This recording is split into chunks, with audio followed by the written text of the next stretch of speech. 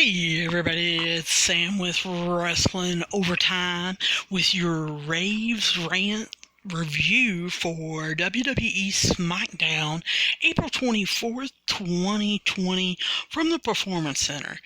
We had Corey Graves and Michael Cole announcing tonight, and I am very glad to have them back. I know I said that last week. I am still glad that they're back. I hope they never leave. You could definitely tell this was a live show.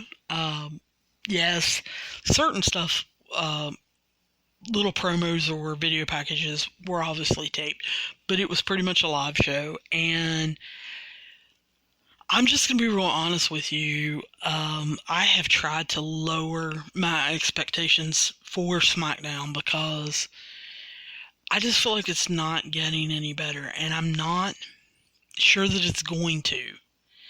I don't see them making wholesale changes.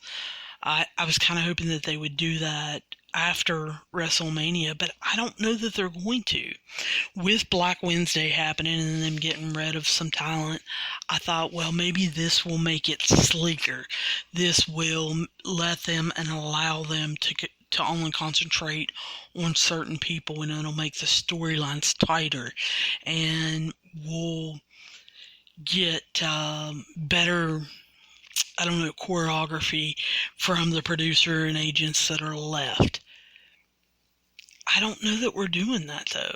I don't know if that's even being stressed. I don't know if that's a plan. So, at the start of the show, we have the New Day come out, and they're looking to celebrate their 8th time as tag team champs. Well, I'm just going to go ahead and tell you, I didn't want to celebrate their 8th time as tag team champs. And it really started making me angry when they started talking about how they had more championships than the Hart Foundation and the British Bulldogs. They even had more championships than Edge and Christian. And I'm thinking, boy, in this day and age, we hand out championships like they're pennies. Like they don't mean anything. You think about it, when you hand somebody a penny, you're just throwing it at them. You could care less. It doesn't hurt you to give somebody a penny. Now, if I ask you to give them $500, you might think twice about that. But a penny, you'll throw it at them right now. Well, I think that's how we're treating these titles. I think New Day, I'm going to guess, what if they've been together maybe 8 years, 9 years, 10 years? And they've had them 8 times? Charlotte has been around on the major roster, 6, 8 years? Got 10 titles? Think about it. John Cena has been in the WWE 18 years. His first year he came in was 2002. So he has been with the WWE for 18 years, and he's had 16 title reigns. Now then, you think about it, for probably 2 or 3 of those years, he's been gone making movies. Do you see what I mean? They're getting these tag team titles, these regular titles, once a year. And if there's a couple of them getting them once a year, that means they're holding them 2 months, 3 months. We're not allowing someone to hold the belt for any length of time and establish a prestige about it to actually get that belt to be synonymous with them. It's no wonder when you go to the fans and you say, hey, who are the tag team title champions? I don't know. They don't have a clue, or they're guessing. Because unless they watch every single little thing, they don't have a clue. So then Lucha House Party comes out to congratulate them. Really? Lucha House Party did not lose their jobs. Are you serious? You cut Rusev. Now, granted, I know he really didn't want to stick around. You cut the Revival. And granted, I know they really didn't want to stick around. But you kept the Lucha House Party? Are you serious? Anyway, and basically Miz and Morrison decide to interrupt them. And they start talking about how they just had the championships. And they had them, 6 weeks? 2 months? Because they talked about how their first title defense was Elimination Chamber. Their second title defense was a singles match that happened to be a ladder match at WrestleMania, which was the stupidest thing we've ever heard of. We've talked about that. And then last week, their third title defense was a singles match triple threat. And they lost the tag team title belts in a singles match. Well, no wonder Miz and Morrison are upset. They've got a legitimate beef.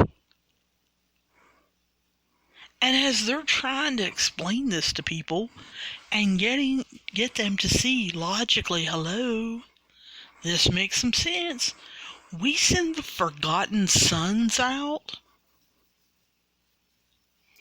Now, granted, I know they made their grand appearance last week. I don't even know who they are. Number one, I have told you guys over and over, I don't watch a lot of NXT. I hit and miss. These guys need to be forgotten. Their act.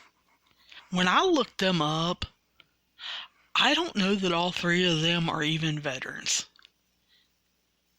And if you've got them talking about being veterans to Miz and Morrison and making fun of Miz because he's in Marine 3001, they better be veterans. But I don't understand why they're here. So the Forgotten Sons basically come out and just lay waste to them all, except for Miz and Morrison, who get out of the way. And that's kind of our opening, and I'm like, really? Now, we get to see the start of the 25-year celebration anniversary of Triple H. We see him from back in 1995 when he was Hunter Hearst Helmsley. When it was introduced, they show a package about how, he's entitled, royalty, all of that. I wish that package would have been longer. Graves and Coles would have talked about it, or had maybe interspersed some interviews about that. Because there's kids watching this now that weren't into WWE 25 years ago, or maybe there's adults that have since come back and missed this part or whatever.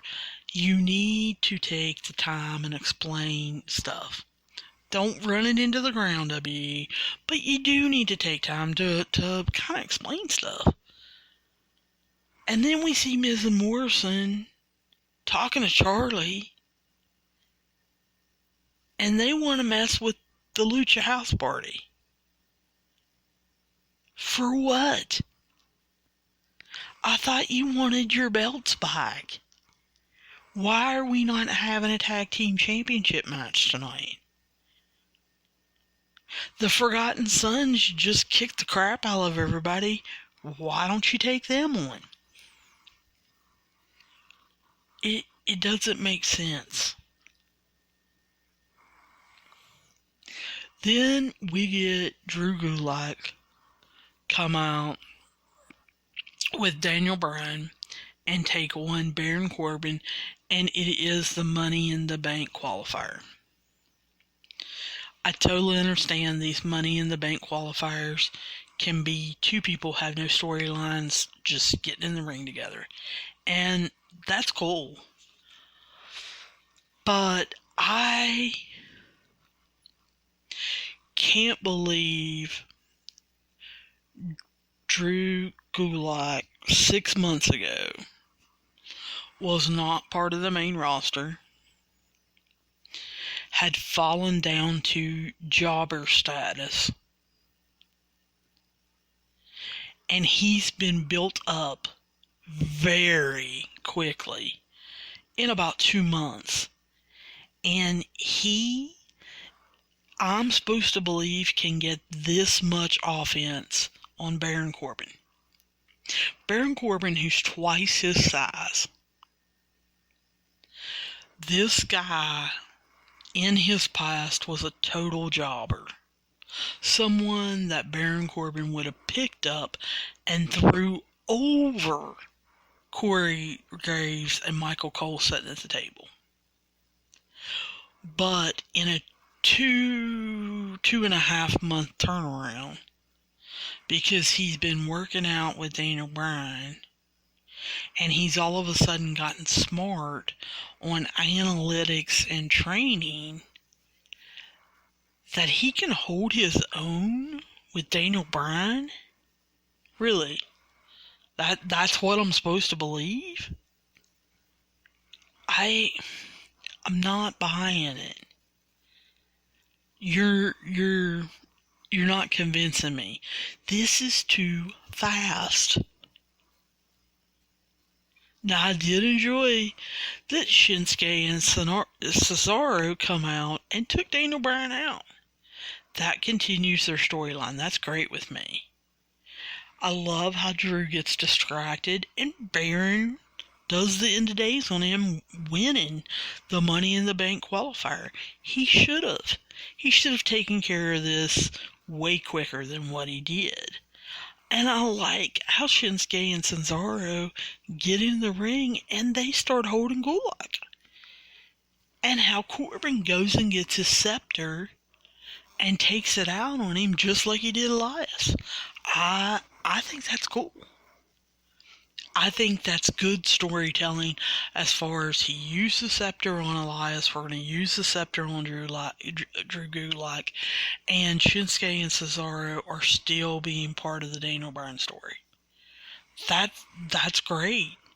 Somebody had some continuity there, and I'm cool with that. Then we have to go to Michael Cole and Corey Graves talking about Tom Brady and Gronk going to Tampa Bay, but how Gronk is still the 24/7 champ, and how he's got to defend it everywhere he goes, and he just better watch out, blah, blah, blah. Okay, number one, yes, they opened Florida up, Florida's beaches up and all that. But technically, we're still in a stay-at-home. So exactly how are they getting that belt? Why are we bringing this up? And I love when they bring up, oh, he'll be scoring a touchdown from Tom Brady, and they're going to run out on the field and pin him in the end zone. Yeah. I want security to allow them to do that. Roger Goodell will probably lose his mind, blow up, and fire half the NFL if that happens.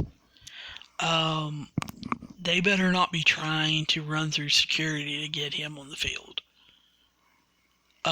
Just crazy stuff that they talk about. We all know he's going to be at some voluntary team activity sooner or later, and Mojo's going to show up and pin him. Great. Sheamus versus this Daniel Vado. This is how Sheamus needs to be played. This is how actually a lot of characters on WWE need to be played. They are building Sheamus to be a monster. He is having one dominant performance after another. He is not playing. It's taking him 2 to 3 minutes, and then boom, he is bro kicking them, he's pinning them, and he is done. And I absolutely love it. I think that it's awesome.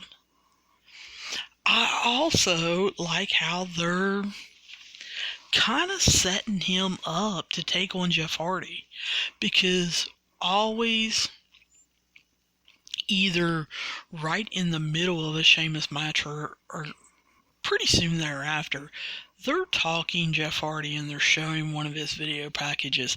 The video package for tonight was the Redemption, and it really, I didn't feel like it went into a lot of detail.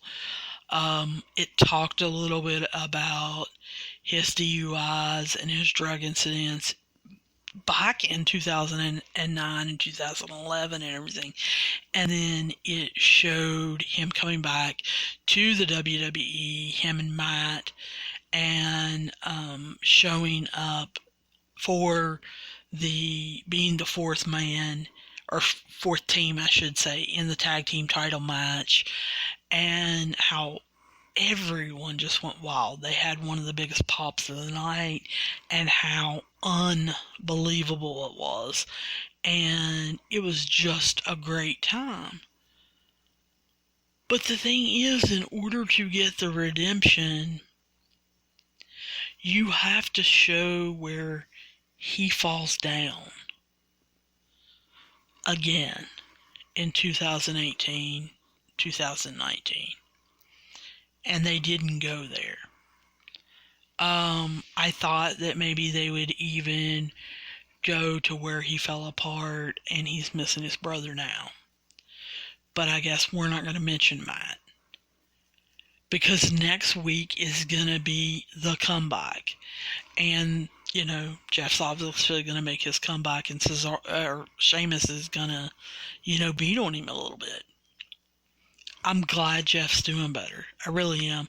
I just felt like they could have told this story a whole lot better. I know that they're short on time, but I'll tell you what, some of these matches don't need to go as long as they are, and I would rather you take the time and give a legend that's gave you everything and anything to the world of wrestling. He's gave his body to the world of wrestling. Take the time and tell his story right. We get Miz and Morrison and Lucha House Party, and it was so hard for me to take this match seriously and pay attention to it. I just felt like Miz and Morrison did not want to be there.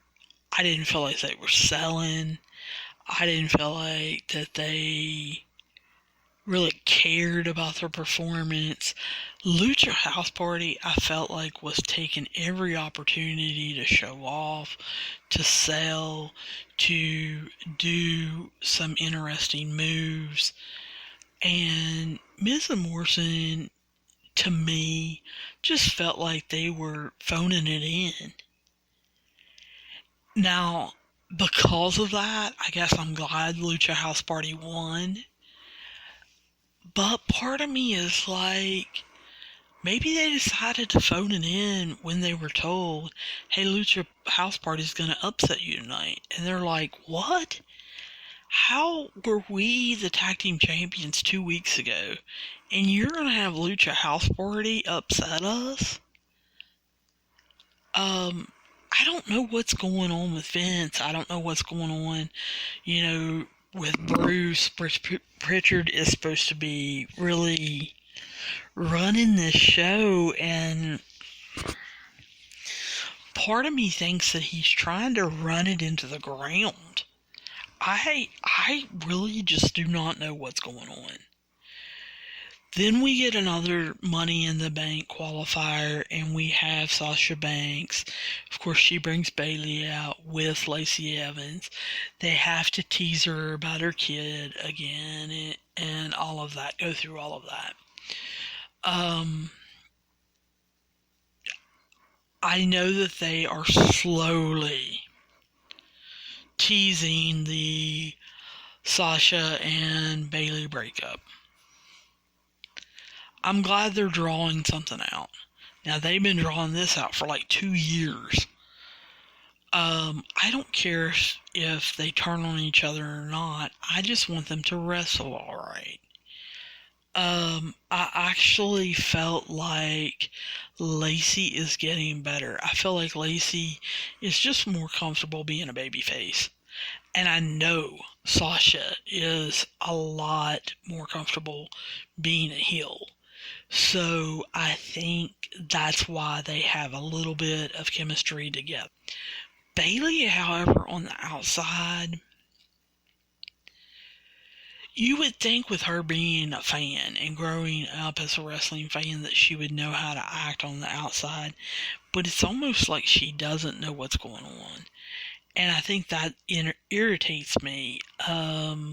I loved how Sasha was working on Lacey's right hand so that she couldn't give her the woman's right. And I thought they did a really good job of telling the story. But we all know Bayley's going to end up interfering. So she does. And it ends up with Lacey hitting Sasha with the woman's right, powering through, and winning the Money in the Bank match. Well, where does that leave Lacey? Or excuse me, where does that leave Sasha? Is Sasha just going to be in Bayley's corner and, when Tamina is taking her on? What are they going to do with Sasha? Is Sasha putting out a record album and taking, a month or two off? I really wish we knew what in the world was going on with Sasha, because I think Sasha can be creative and would have come up with some stuff in Money in the Bank. And then, of course, as they're walking up the ramp and Bayley is complaining, Tamina comes and basically just lays Bayley out. And Sasha is feeling her jaw where she got knocked out, and she's not doing a doggone thing to help Bayley. And I kind of felt that was turnabout as fair play. Then all last week, and then a lot, on tonight's show, they talked about they were going to tell us the history of Bray Wyatt and Braun Strowman. Well, I was looking forward to this. Well, they didn't put any time in this. It was a bunch of flashes. Flashes of this, flashes of that, flashes of this. Could have gave an epileptic seizure, but I mean, it didn't tell the story. Yes, we got to see Braun come out as the Black Sheep in 2015. But I don't know that minute and a half clip told us about the last 5 years and what Braun went through. I think it got across how dominant WWE allowed him to be, and then when the Wyatt family broke apart, they didn't keep him dominant. And had they really would have got him over then. And I think that's one of the reasons why they really didn't want to tell their history. I don't think they wanted to tell the history of Braun, of how many times he has almost gotten over, or he has gotten over and they haven't pushed him, and then he's fell apart. It's just kind of sad. And so I just felt like this whole history thing did not go over at all. Then, of course, they had to preview the last two Money in the Bank matches, which is going to be Otis versus Dolph. Why? Can't make it from the first floor to the second floor. Is he going to take the elevator? He's a tag team guy. Why is he in Money in the Bank? Are you going to give the briefcase to Otis and you're going to let him fight for the Universal Championship? Come on. If you do, you're stupid. I don't know why this is a Money in the Bank qualifier. If you want to have Otis fight Dolph for the next 6 months, whatever, go ahead. But it shouldn't have any stakes tied to it. The other qualifier is Mandy versus Carmella. Well, number one, I don't know what Mandy did in order to get this qualifier, because God knows she hasn't been winning any matches. Number two, how'd she get it over Sonya? Carmella should beat her butt. Carmella has had, if you take the last 6 to 12 months, has had a pretty good run, whereas Mandy has been losing like crazy. So you should reward Carmella. Will they? Probably not. And it's just kind of sad to me. Then we get the Tag Team Championship. And we get Alexa Bliss and Nikki Cross. And I told you guys, that's fine with me that they have the Tag Team Championships. They're a tag team now. They've been working on things together. They actually look a little smoother, a little more put together.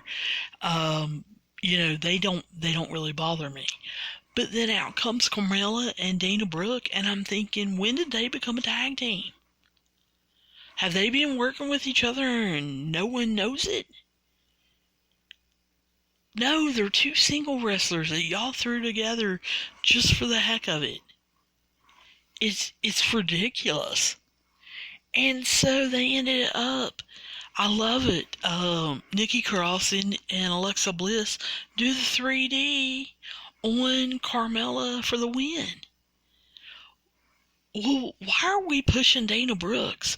I swear, the first things that come out on Black Wednesday, I swear her name was on there. And I was totally shocked last Friday that she made it through. And now to have her in this tag team match, she's in Money in the Bank. I'm like, why? This is your dropper extraordinaire. Why are we pushing her?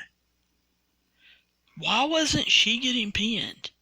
Or are we going to do, some bad luck thing with Carmella? What's going on here? Are we punishing Carmella because she couldn't get out of New York and come down for WrestleMania tapings? What is going on? And then, of course, for our main event tonight, we didn't really have a main event. It was Triple H's 25th anniversary celebration. And it started off okay. I thought Triple H's entrance was pretty cool. It became funny. It was a good thing with him coming out with the water and how he was going to spit it and somebody took it away from him. I liked he was getting ready to start thanking everybody, and Shawn Michaels the Heartbreak Kid comes out and basically interrupts him. And, he wants to thank him for the 25th anniversary. And you can tell Hunter has no idea what he's talking about. Well, Shawn Michaels finally lets him in the secret. You don't remember it because you didn't give me one. Well, Shawn, I hate to break this to you. You didn't marry the boss's daughter. That's why you didn't get one. I did enjoy DX's bloopers, though. Them trying to say lines and totally getting them wrong. I thought that was pretty funny. I also thought Triple H's WrestleMania losses, his WrestleMania moments, all of his losses, I thought that was pretty funny myself, too. I liked how Triple H put over a lot of the wrestlers he's been in the ring with. The Rock, The Undertaker, he even put over Batista and Orton. Thought it was a little weird. He didn't mention Cena at all. I caught that one. Liked Shawn Michaels saying, then we got to the Stephanie no fun error. Well, Stephanie calls. Well, for some reason, I really like Stephanie. I think she's funny. And her saying, hello, I'm watching this live. I can see Shawn making fun of me. It was funny. I liked them talking about Evolution and Ric Flair calling. And it was typical Ric Flair getting emotional. He's been doing that, especially as the older he gets. We got to see Road Dogg. Man, oh man, I agree with him. If he knew he was going to be on TV, he should have collared his beard. Man, he's looking rough. He's looking old. But then Vince McMahon comes out. And what was he doing? I can understand Shawn making fun of him. Shawn's one of his best friends and has made fun of him 25 years now.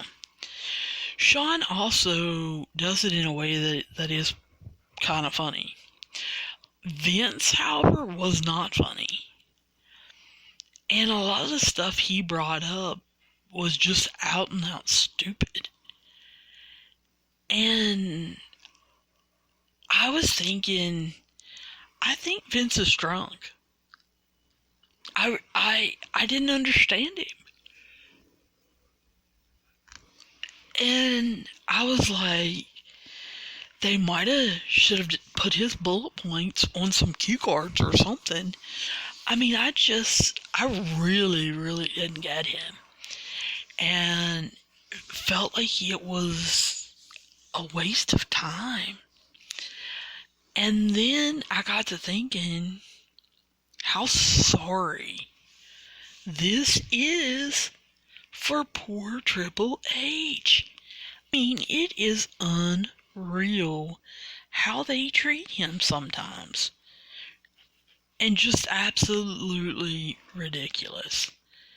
And I really ended up this show thinking it was average, but it made me want to say that it was below average, just the way they treated poor Triple H. I mean, he deserves more. He really does. There were a lot of times in his 25 years that I didn't like him. There were a lot of times in 25 years I thought, yes, he used his status being the son-in-law. But I'll tell you what, he didn't deserve what he got tonight. And he just deserves so much more. And it was kind of sad. So I'm going to tell you guys, if you have any questions, comments, you want to protest with me, hey, that's cool. Write me at wrestlingovertime@gmail.com or hit me up on our Twitter page or our Facebook page at Wrestling Overtime. Tell me what you thought of this, because, like I said, I just thought it was sad. And Smackdown used to be the better show. And now it's Raw. And so I just don't know. I just really don't know where they're going with this. It was not good. So I will be talking to you guys soon. Like I said, hit me up on Wrestling Overtime at gmail.com, and I will be talking to you guys soon.